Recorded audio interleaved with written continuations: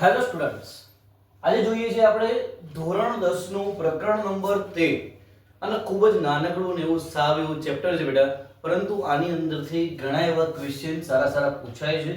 એટલે વેઇટેજની દ્રષ્ટિએ જોવા જઈએ તો આ ચેપ્ટરમાંથી સારા એવા માર્કિંગ તમે મેળવી શકો છો. પ્રકરણનું નામ છે આપણું પર્યાવરણ. શું નામ છે બેટા? આપણું પર્યાવરણ. આપણું પર્યાવરણ એટલે શું? આપણી આસપાસનું પર્યાવરણ. આપણે જ કહેતા હોઈએ વાતાવરણ, પર્યાવરણ બધું એક મિક્સ કહેતા હોય, પણ પર્ટિક્યુલરલી જો પર્યાવરણની વ્યાખ્યા આપણે આપવી હોય તો કેવી રીતે આપી શકીએ? તો એના માટે બેટા એક મસ્ત એવો ચાર્ટ તમને બનાવ્યો છે જેથી કરીને તમને એકદમ સરળતાથી સમજાઈ જાય. ચલો આપણે વાત કરીએ કે આ મૂળ સજીવ છે. કોણ છે? સજીવ. હવે જે આ સજીવ છે, આ સજીવનું શું છે બેટા?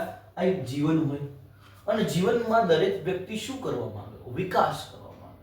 તો આ સજીવના જીવનના વિકાસ પર અસર કરતી દરેક બાહ્ય પરિસ્થિતિ, ફરીથી સજીવના જીવન અને તેના વિકાસ પર અસર કરતી બધી જ બાહ્ય પરિસ્થિતિ અને પરિબળોના બેઝિક સરવાળાને પર્યાવરણ કહે છે. બેટા ફરીથી એક ચાર્ટ ફોર્મમાં લખ્યું છે, જલ્દી તમને યાદ રહી જાય કે સજીવોના જીવન અને તેના વિકાસમાં અસર કરતી બધી જ બાહ્ય પરિસ્થિતિ અને પરિબળોના બેઝિક સરવાળાને પર્યાવરણ કહેવાય. ઓકે, તો જનરલી તમારે ક્લિયર થયું છે કે આપણા જીવન અને આપણા જીવનની અંદર આપણે જે વિકાસ આપણો ધીમે ધીમે કરીને આપણે આગળ વધીએ છીએ, તો આજે ધીમે કરતા આપણે જે આગળ વધી રહ્યા છીએ અને આપણા જીવન અને આપણું મોટું એવું પર્યાવરણ છે. તો પર્યાવરણ શું છે?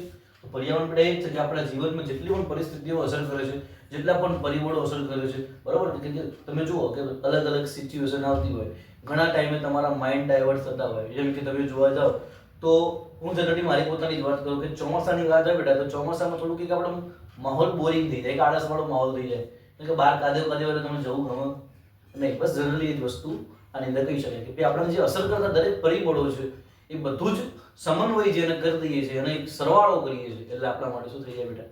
પર્યાવરણ. પર્યાવરણમાં જો થોડુંક આગળ વધીએ તો જોઈએ કે પર્યાવરણમાં વિવિધ ઘટકો જેમ કે જૈવિક અને અજૈવિક એ એકબીજા વચ્ચે આંતર સંબંધિત અને એકબીજા ઉપર આધારિત હોય છે. હવે જૈવિક અને અજૈવિક શું છે આપણે ડિટેલમાં હમણાં આગળ ભણીએ જ છીએ પ્રકરણની અંદર.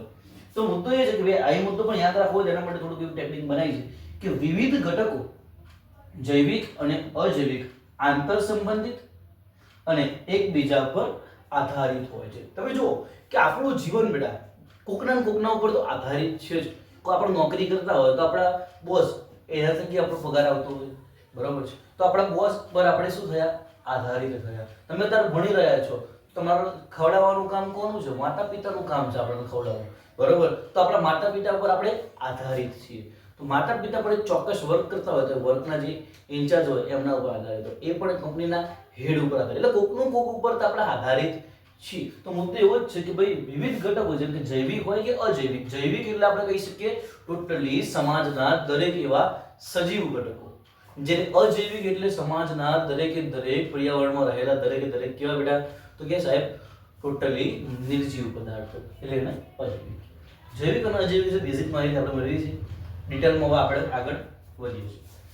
સૌથી પહેલી અને સારામાં સારી એવી થિયરી કે નિવસન તંત્ર એટલે શું? માહિતી આપો. 2 થી 3 માર્કની અંદર બેટા આ થિયરી પૂછી લે છે અને બહુ જ સારી છે, એકદમ ઈઝી છે. જો આપણે બધા જ સજીવો, હાલ ભાઈ તો બાબલો દોરે એટલે તમને આઈડિયા આવી ગયો કે એને સજીવ નામ આપ્યું હતું. તો બધા જ સજીવો અને તેમની સાથે આ સાંકળ દોરી છે, તેમની સાથે સંકળાયેલા ભૌતિક પર્યાવરણ. બધા જ સજીવો અને તેમની સાથે સંકળાયેલા ભૌતિક પર્યાવરણ વચ્ચેની આંતરક્રિયાથી બનતા તંત્રને શું કહેવાય? નિવસન તંત્ર. જે બધા જ સજીવો અને તેમની સાથે સંકળાયેલા ભૌતિક પર્યાવરણ. તો આપણા સજીવ છીએ, આપણી જોડે સંકળાયેલું ભૌતિક પર્યાવરણ છે અને આ બંનેની વચ્ચે જે આંતરક્રિયા થાય અને બનતું તંત્ર છે એને કહેવાય નિવસન તંત્ર. નિવસન તંત્ર વિશે આપણે ડિટેલમાં આગળ બધું જેમ કે આ ચેપ્ટર એકબીજા ઉપર આધારિત છે. મહત્વના આધારની વાત કરી કે એક ટોપિક ભણશો તેની અંદર આગળ થોડોક બીજો ટોપિક ભણશો, થોડું વધારે ખબર પડશે, બરાબર છે? પછી નિવસન તંત્રની વાત કરી બેટા, તો કેવું હોય નિવસન તંત્ર? તો કે કદમાં નાનું કે મોટું હોઈ શકે, પછી નિવેશન તંત્રમાં શું થાય તો કે સજીવો અને પર્યાવરણ વચ્ચે આંતરક્રિયા થાય. પછીની વાત છે કે દરેક નિવેશન તંત્ર વિશિષ્ટ બંધારણ ધરાવતું હોય. હા, ચોક્કસ એવું બંધારણ એનું હોવું જોઈએ તો જ એક પ્રોપર તમને નિવેશન તંત્ર વિશે માહિતી ડિટેલમાં મળી શકે. પછી વાત છે કે નિવેશન તંત્ર એક ચોક્કસ કાર્ય કરે છે. દરેકે દરેક નિવેશન તંત્રનું એક ચોક્કસ કાર્ય હોય. અન્ય નિવેશન તંત્ર એટલે કે દરેક નિવેશન તંત્ર હોય ધારો કે એક નિવેશન તંત્ર છે કે બીજા નિવેશન તંત્ર સાથે એકદમ સરળતાથી ભળી જતું હોય છે. તમે જોવા જાઓ તો કે સાહેબ સૌથી મોટામાં મોટું પૃથ્વી પરનું સૌથી મોટામાં મોટું નિવેશન તંત્ર કયું? આવું એક માર્કના હેતુલક્ષીમાં પૂછી લે તો યાદ રાખવાનું કે દુનિયાનું સૌથી મોટામાં મોટું નિવેશન તંત્ર એટલે કે દરિયાઈ નિવેશન તંત્ર.